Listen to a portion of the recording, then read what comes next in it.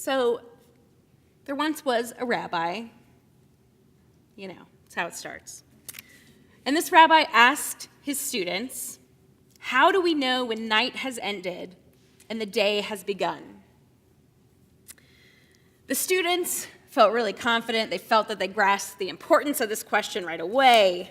There are, after all, prayers that can be recited and that need to be recited, and rites and rituals that need to be performed only at night, just as there are prayers and rites and rituals that need to be recited during the day, which is why it's a great reason to come to our Saturday morning minyan. You'll see the difference. So it's really important to know when night has ended and when day has begun. It's important to get the prayers and the rites and the rituals correct. So hypothetically, if I was a rabbi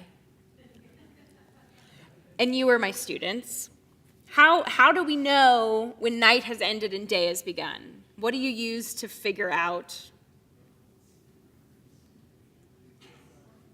I hear mumbles. Sunrise. But how do you tell when sunrise has really started? Is it at the first sight of light? Is it when the sun's showing? Anyone else have any? If you raise your hand, I can call on you, and then I know you're talking. The first sign of light. That's what Shelley says. When you can differentiate blue from green, and when you can recognize your friend's face. So Susan is going for a very Talmudic response, which is when you can differentiate between blue and green, which obviously those are very close together, and when you can see your friend's face. Any other thoughts? Ooh, when the birds start chirping. There's very interesting stuff in the Talmud about what happens at the time when dogs start barking. It's I'm not sure that is a good way to tell time, but they try. Your shadow, when you can see a shadow. Interesting. So those are great answers. I'll share a few with you that were shared with this rabbi.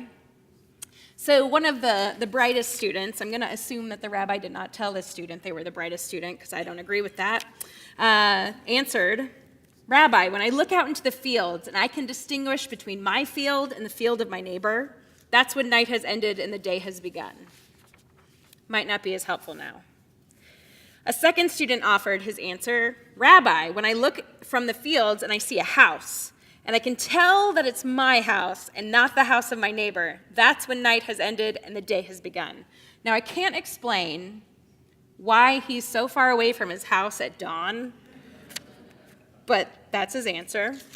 A third student offered an answer, Rabbi, when I see an animal in the distance and I can tell what kind of animal it is, whether it's a cow or a horse or a sheep, that's when night has ended and the day has begun. Again, I don't know. What if he's wrong? What if he's confident it's a cow, but it's a horse? Doesn't really talk about that. A fourth student offered yet another answer. Rabbi, when I see a flower and I can make out the colors of the flower, whether they are red or yellow or blue, that's when night has ended and day has begun. And as each answer from his students came out, the rabbi's face became sadder and a more severe frown came across his face, until finally he shouted, No! Not one of you understands! That was for if anyone's sleeping.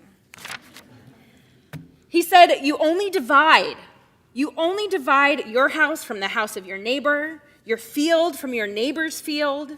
You distinguish one kind of animal from another. You separate one color from another. Is that all we can do, is divide, separate, split the world into enough fragments? Is that what the Torah is for?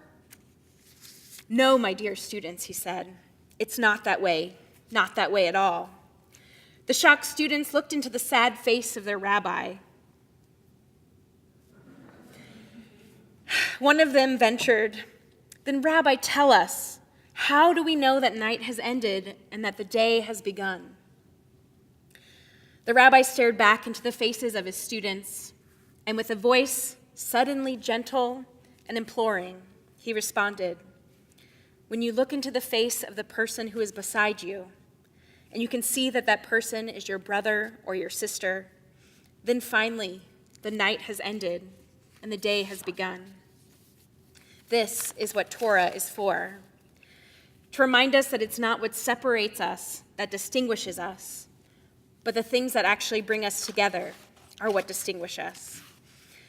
This Shabbat, we read the Torah portion, Yitro, which is named after Jethro, Moses' father-in-law, who creates the Israelite judicial system. And just a fun fact, because I feel like sharing, this is what happens when we get to run the show, you know? In my year in Israel, we had to, when I was starting rabbinical school, we had to sign up for when we were going to give our big sermon that year. And I don't know about you, but I don't always hear a Torah portion, and I'm like, oh yeah, that's what happens in that. You know, unless it's about leprosy, you know, or something from Genesis, I might not know. All I knew is I didn't want Leviticus, and like, probably wanted something Genesis or Exodus. Is that fair, Minister Kyle? Yeah, so I picked Yitro, which this is not my sermon from that time, but it's always a special place in my heart. And the funny thing is, I didn't even know, it actually has the 10 Commandments in it, which are right up there. So now I remember that. I felt pretty good. It felt like a good portion to get. So in this Torah portion, as I said, this is also where the Israelites finally make it to the foot of Mount Sinai. And they have no idea what's about to happen, but it is in this place that they will receive Torah. Hebrew educators Yoel and Orly Ganor, they evaluate the number of people present that the Torah says. It tells us that the 6th day of the 3rd month, which is Sivan, 7 weeks after the Exodus, the entire nation of Israel, comprising of 600,000 people, assembles in the Sinai desert at the foot of Mount Sinai to receive the 10 Commandments as part of Torah. They look into that question of why 600,000. Rabbi Yaakov Abukhtsara explains that the word Israel here can be read as an acronym. For Yesh Shishim Ribo Otiot La Torah, meaning there are 600,000 letters in the Torah. I have no idea if that's accurate, but this guy felt comfortable saying it. It's also, if you've heard about a pomegranate, it said that there are 613 seeds in the pomegranate. I think people have tried to count, and that might not be true, but we like to say that. So what, did you count? Oh, you haven't. Okay, next year. Yeah, close enough. That's right, round it up. So these 600,000 people assemble in the Sinai desert at the foot of Mount Sinai to receive the 10 Commandments as part of the Torah, as I said. And so we have this idea that there are 600,000 letters in the Torah. So why were there 600,000 people?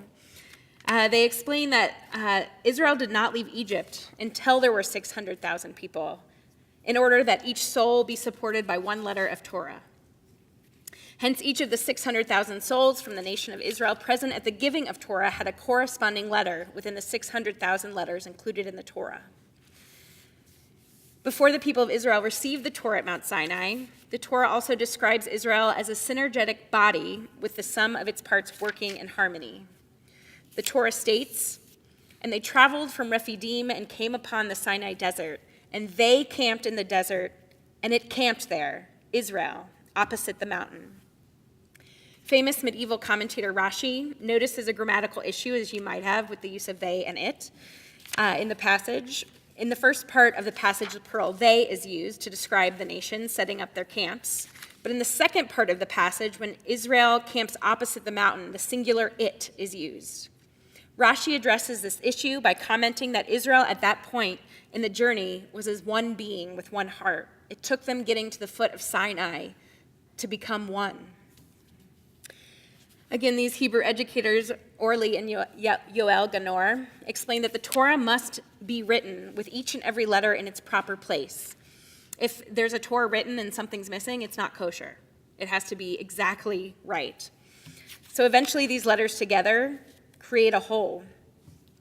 And similarly, they say each person can only reveal his or her full potential when individuals work together toward the greater good. We need each other. Just one letter from the Torah alone does not make Torah. It takes all of us together. They continue, "Thus the Torah teaches us that by being individually connected to a letter in it, each one of us can realize his or her unique virtues, traits, and talents, and to use them towards the greater good of humanity." In other words, the question that we asked in the story, how do we know that night has ended and that day has begun? When you look into the face of the person who is beside you, and you can see that that person is your brother or your sister, then finally the night has ended and the day has begun. The Torah is not the story of us versus them. It's the story of we. It's the story of us. Each of us is a strand in a beautifully woven tapestry, all part of the same whole, equally contributing to that whole. My prayer for us this Shabbat is that we will be able to see each other, and not just those who are here in this chapel, but those in the city, in this country, and the world, as human, as family. Let's leave the night behind and the darkness behind, and step together into the day and into the light. May this Shabbat help us to see that what separates day from night, what separates us from one another, is not what should separate us. We should instead come together with our unity through our unique gifts, through our connections, and use that to fill the world with light. Can you hear Ratzon? May it be God's will. Shabbat Shalom.